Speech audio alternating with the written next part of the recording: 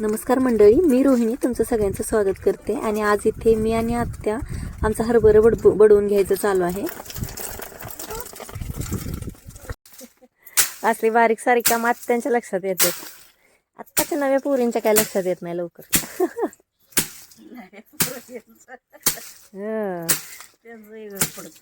हा, बडवून काढायचे चालत छोले. डिशी पण आहेत, ही पलीकडे दिसते. हा, एवढी क्वांटिटी बडवायची आहे.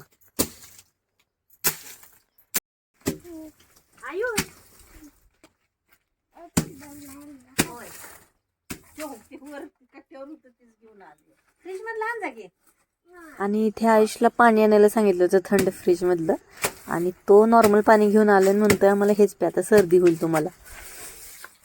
तसं बघायला गेलं तर आम्हाला शेतातली कामं नसतात, आम्हाला फक्त घरातलीच कामं राहतात.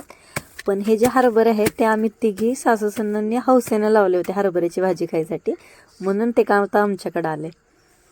आत्ता व्हिडिओमध्ये आम्ही दोघीच दिसते, पण माझ्या थोरल्या जाऊबाई आहेत त्या माहेरी गेलेत सुट्टीसाठी. त्या आल्या की ते पण आपल्याला व्हिडिओमध्ये दिसतील. आता हे छोलेच्या हरभऱ्याचे आहेत ना, ते बडवून झाले. आता हे उपलायचं चालू आहे. आणि उपलल्यामुळं काय होतं की हलका फुलका कचरा त्यातून निघून जातो, आणि जे छोले असतात ना ते साईडला होतात. आत्ता जे आपण बडवले ते छोलेचे हरभरे होते, आणि आता आपण देशी हरभरे पण भरपूर आहेत आपल्याला, ते पण आपल्याला बडवून घ्यायचे आहेत. आणि त्याला टाईम लागेल, 2-3 दिवस यापुढे आमचं हेच काम राहणार आहे, हरभरे बडवून घ्यायचं. आणि हे जे हरभरे होते ते आंब्याच्या बागेतच लावलेले होते, म्हणजे त्याला एक्स्ट्रा पाणी द्यायची, खतं टाकायची काही गरजच नाही पडली.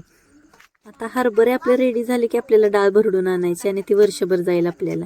आणि हा माझा छोटासा मिनी व्लॉग कसा वाटला ते कमेंटमध्ये मला नक्की सांगा.